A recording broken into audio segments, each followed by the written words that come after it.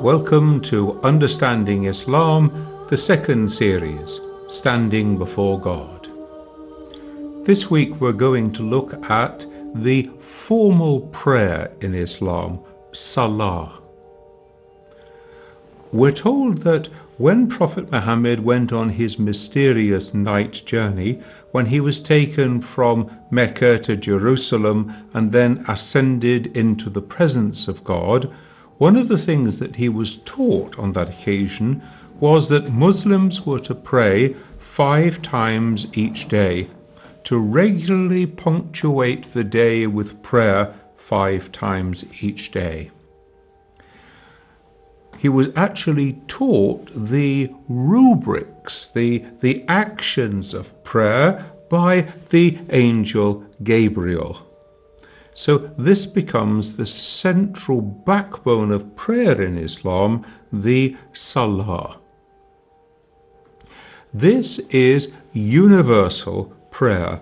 It's done in Arabic. It's the same all over the world. So any Muslim could visit any mosque anywhere in the world, and there they would find the prayer being done in the same language and in the same way. So the universal Arabic nature of the prayer means that those Muslims who do not have Arabic as their mother tongue have to learn certain phrases of the prayers phonetically in Arabic. And they also will learn some verses of the Quran so that they can recite them in Arabic during their prayers. Of course, new converts are encouraged to come along and pray in congregation in the mosque so that the prayer leader actually recites the Quran for them. The prayers are timed around the passage of the sun. This means that everyone can see when the sun rises, when it's in the middle of the sky, when it sets, and when it's dark. You don't need to be rich. You don't need to be rich enough to have a watch or be educated enough to read a watch. You don't need anyone to tell you when it's time for prayer. The relationship between God and the human being is direct. Every adult can work out the times of prayer. They are responsible, nobody else. Now, mosques will publish a timetable because, especially in the kind of northern climates that we have in Europe, it's not always so easy to know the precise times of sunset and sunrise and so on. So mosques produce a timetable that guides people in prayers. They have to be done locally, of course, because as you move from one place to another, so the time of sunrise and sunset changes. Now, for each of these prayers, there is a window of opportunity. So it means that there's an allocated time during which prayers can be done. And the 5 times for prayer are, and I'll give you their Arabic name as well, Fajr, which is the prayer before sunrise in the morning. Then Zuhr, which is after the sun has passed the middle of the sky. Asr, in the late afternoon when the shadows lengthen. Maghrib, when the sun has set. And Isha at night time. So 5 prayers timed according to the passage of the sun. Different schools of Islam have different rules about grouping these prayers together and about shortening them. So shortening them perhaps if you are traveling, grouping them together. For example, Shia Muslims habitually group these prayers together into 3 occasions of prayer. Other schools of Islam say one should only do this in particular exceptional circumstances. These prayers can be done individually or they can be done collectively. It is better to pray with others if possible. It doesn't have to be in a mosque. It could be in a workplace or in a family home. Now, if a mosque is going to have collective prayer, then it needs to publish a timetable to say, if you want to pray Fajr prayer on this day, be here at this time, because a collective prayer has to start at a certain time. These times for collective prayer are generally at the beginning of that window of opportunity when the prayer is allowable. In order to remind people when it's time for prayer, the traditional way of doing it is to make the call to prayer the adhan. This is a call to prayer that was initiated by Prophet Muhammad himself, and it is the prayer that we often hear in Muslim societies, which is very lyrical, which draws people's attention. You can read the actual structure and words of the adhan from the article that accompanies this program, but we're just in shortly to say it begins, God is the greatest, God is the greatest. I bear witness that there is no God but God. I bear witness that Muhammad is the prophet of God. Come to prayer, and so on. Now, this reminder serves as a reminder for people even if they do not respond to it. It's there in their consciousness, I should pray. And in that way, it is a call to a higher ideal, to a higher and noble thing in their lives. In Muslim societies, when there are mosques, there are minarets that go alongside them. Minarets are these tall towers that we associate with mosques, from which the adhan is made, and it is called by a strong male voice, the muazzin. If you are going to make the salah, the first thing that you need is a clean place. Clean really in 2 senses. First of all, in the sense of not having an unclean purpose. So one can't make the salah in a toilet, for example. But clean also in the sense of being swept out and being clean to pray. This means that you don't have to pray in a mosque. On one occasion, Prophet Muhammad said, "The whole world is my mosque, so I can pray anywhere that is clean." Now, we often associate prayer mats with Muslims at prayer, and this is a way of making an ordinary space, like somebody's office, a clean space where somebody can pray. So in the office, people walk in and out with their street shoes. That's not clean. I roll out my prayer mat on top of the carpet in the office. It's now clean and I can pray there. Mosques are carpeted. So it's a good tip whenever you are in Muslim society, either at home or in a mosque, whenever you see a carpet, make to take your shoes off. This is why shoes are always taken off in the mosque, so that we keep the carpet clean and fit for people to pray on. Now, Sunni Muslims will prostrate directly onto this carpet itself. But in the Shia tradition, instead, people will prostrate using a turba. This is this small tablet of clay which is placed on the floor in such a position that when the forehead comes to rest, it rests upon the clay. This was a tradition that dates all the way back to the time of the Prophet himself, when it was very hot and the sand, the pebbles on which they were going to pray was burning hot, people would take a little portion of it, run it through their hands to cool it, blow on it, and then when it was cool enough, make a little mound of it, place it there on the floor, and then they could prostrate on it without burning their foreheads. These days, lots of these turba are actually made from the earth or the clay that is to be found around Karbala, the place of the martyrdom of Imam Hussein. The next thing that you have to work out is the direction for prayer.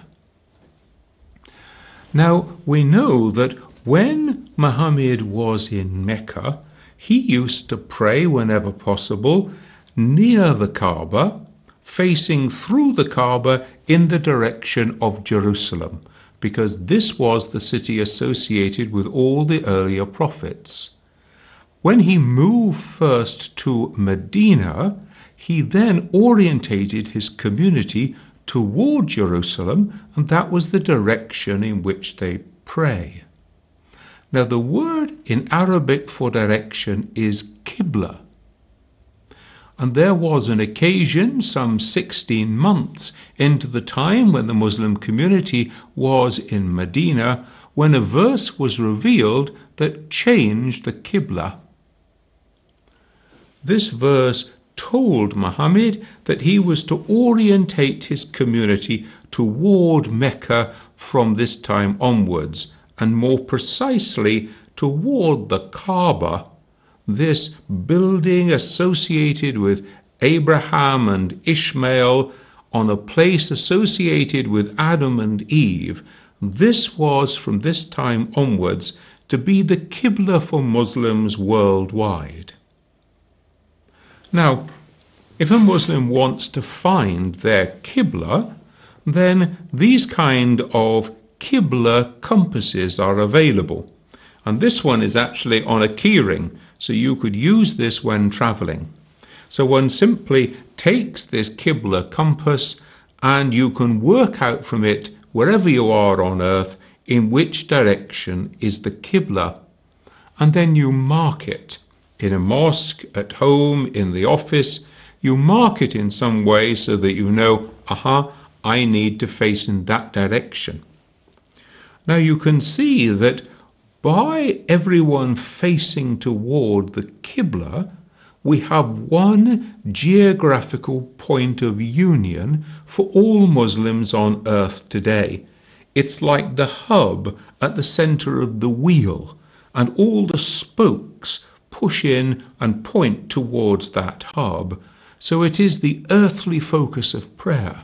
But more than that, because the Qibla is not only the focus of prayer for today, but way back through all the centuries and way on into the future. And so by a Muslim turning toward the Qibla in prayer, they are associating themselves with not only all Muslims alive today, but with all the Muslims of previous generations and all those yet to come. Indeed, we have a tradition that there is also a Qibla in paradise, and that people there will orientate themselves in the same way. So this binds the whole community together, and we're now speaking of this worldwide community as the Muslim Ummah, the worldwide community of Muslims. Whenever Muslims come together to pray, Islam hates chaos. If there are two Muslims, one must lead and one must follow. If there are more than two, one congregation, one leader, everybody follows the prayer leader in the movements. Now, this is true whether one's in a mosque or if one is at home. So one of the particular duties laid upon a Muslim mother is that she should establish the routine of prayer at home. You can imagine that if you're a small child growing up in a Muslim family, and you see your mother and your aunties and your older sisters and cousins who are coming together for prayer, you want to be part of it. And so in this way, the prayer routine of Salah is caught and passed on to the next generation. Now we have a clean place, but the next thing we need is a clean body. We need to be ritually clean for prayer. Now it may be that I've been outside working in a dirty place and I actually need to be physically clean as well, so I might need to go and take a shower before I am ready for prayer. But there are two forms of ritual purification in Islam. There's ghusl, which is a complete bath in which one is washed from head to foot, and this is especially necessary, for example, after sexual activity or after a woman's periods. The other form of ritual cleansing is called wudu, and this is the normal washing that people will do before prayers each day. And what one does is that one washes the hands and the forearms, one washes the face, the mouth, the nose, the ears, and one washes the feet. Now you can see that these are the parts of the body that one most usually uses for sin. So as one is preparing for prayer, washing these parts of the body, one is recollecting and thinking, what have I said? What have I done? What have I looked at that I need to bring before God to seek for forgiveness? These are also the parts of the body that I use most for work. So what I'm doing is breaking off from my normal work for a while, and I'm instead going to spend some time with God. Now this state of ritual purity, or wudu, can actually pass from one prayer to the other unless it's been broken. And it's broken by things like sleeping, going to the toilet, being sick, this kind of thing. Now, there are some places around the world where it's not uncommon not to have any water for wudu. God is merciful. God does not want you to use the water that you desperately need to drink in this situation to wash. And instead, there's what we call dry ablutions, when you strike your hands on some clean dust or sand or stone, and then you wipe them on the face and on the hands and forearms. And this again is this ritual preparation for prayer. The final preparation that one needs for prayer is one needs a pure intention, and one should declare this intention, not aloud, but between you and God. This is called niyyah, intention. O God, I intend to pray the obligatory prayer of Fajr of 2 rak'ah. Accept it from me with a pure and humble heart. Each of the times of Salah are made up of cycles of prayer called rak'ah. Once one knows the structure of 1 rak'ah, then one knows the structure of each one of these times of prayer. Certain prayers during the day are obligatory or fard. That means that it's obligatory for every Muslim man and woman over the age of puberty every day to perform these prayers. And there are different numbers of rak'ah in each of these prayers. So the early morning prayer, Fajr, has 2 rak'ah. The middle of the day prayer, Zuhr, has 4. Asr has 4. The sunset prayer, when the sun has set in the evening, is 3 rak'ah. And then the final prayer, Isha, is 4 rak'ah. So if we look at the structure of 1 rak'ah, then we can just multiply that and we have the structure of salah. The first element of the rak'ah is that one stands before God with total concentration and total devotion to God, raises one's hands beside one's ears like this and says, Allahu Akbar, God is the greatest. Now this is casting off the world, but it's also focusing all my attention on God alone. This is followed by a period of time in Quran recitation, and people will stand and either recite for themselves or have recited for them by the one who is leading the prayers, verses from the Quran. First of all, the first chapter of the Quran, and then other verses as one chooses. After the Quran recitation, we go into a series of movements. The first movement is a profound bow from the waist. This is one's response to receiving the guidance of God in the Quran. One responds by bowing in this way. Then one stands erect for a period of time in silent prayer, and then begins 2 prostrations. In the first prostration, one goes down and kneels and then goes forward into prostration so that the forehead and the palms of the 2 hands, the knees and the feet are all on the floor by God in an act of total humility and submission. And at this moment, one is repeating the prayer, all glory be to you, O Lord, the greatest. Then one sits back on one's heels for a moment and then go into the second prostration. And again, the same form of prostration. And in this time, the prayer is, all glory be to you, O Lord, the highest. Then one stands again, and that is the end of 1 rak'ah. Now each salah is made up of 2, 3 or 4 rak'ah, and at the end of the prescribed number, one then remains sitting back on the heels, and there is a profession of faith, the shahada, statement of a creed. Then blessings are invoked upon the Prophet Muhammad and upon his family, and upon Prophet Abraham and his family.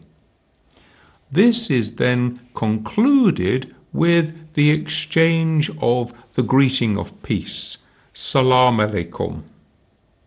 This is done in different ways in different communities. It's customary after this for the congregation to sit together in a period of dua, the informal prayers in which the congregation raise their minds to God and express their praise and devotion and ask for his forgiveness and healing. These 5 times of prayer during the day each take between 5 and 10 minutes. So if we want to put them together in the course of the day, we can say that the total period devoting to Salah is perhaps 45 minutes in the course of a day. So not a very long time. And again, God is sensible. God is gracious in this respect. God does not want to burden us with things which would be impossible for us to achieve. So indeed, those who lead congregations of prayer are told, do not extend the prayer, because the piety of those people who are praying behind you may not be the same as yours. They may have affairs of business to get on with. So prayers should be kept short and fairly snappy, unless the congregation agrees that this prayer should be extended. And in some places around the world, the congregation agrees that as a form of spiritual devotion, they will recite lengthy periods of the Quran at each of their morning prayers, for example. Now we can see that with the movements in prayer, you have to think seriously about what do you do if you can't get down on the floor and prostrate and so on? And the answer is that you are to make the movements to the extent of your physical capacity. So if you can't get down on the floor to prostrate, then you stay sitting in a chair and you move the hands forward and prostrate in that way when it comes to prostration. If one is lying in bed and can't do that either, then one can simply move one's arm as a sign of prostration. Ultimately, even the movement of the eyelid with the correct intention is sufficient. So the prayers are not to be given up unless there are truly exceptional circumstances. They are obligatory for every Muslim. It was the Prophet's practice to pray additional prayers in addition to these obligatory ones. We use the term sunnah. It was his customary practice. It was his sunnah. And there are different traditions of how many sunnah prayers he prayed, how they were divided before and after the formal obligatory prayers. But it's quite common within different Muslim communities to find people observing some of these sunnah prayers. And they are just the same rak'ah structure repeated again. But it was the Prophet's practice always to change position. So after the obligatory prayers, he would change from one place to another, so that he was saying, this is obligatory, this is optional. Know the difference between them. The principal gathering of the week, the principal congregation, is on Friday. This is for what's called Friday prayer or Jummah. This is in the middle of the day on Friday, and it takes the place, it's at the same time as the normal Zuhr prayer. And on this occasion, people will try to congregate together. Now, for a Muslim man, it is a requirement, it is obligatory to congregate together for this Friday prayer, if at all possible. For a Muslim woman, she is invited to come, she has the right to come, she's encouraged to come, but she's not put under the same obligation, because if she was, in traditional societies, women have a responsibility for children and for the elderly. They would be doubly burdened if they had to balance their responsibilities to children and elderly and at the same time get to the mosque for Jummah prayer. Therefore, they come if they can, but if they cannot come, they pray the prayer at home and they receive the same blessing that they would receive if they had come to the mosque. Join me next week when we're going to explore the centrality of the mosque in the life of the Muslim community.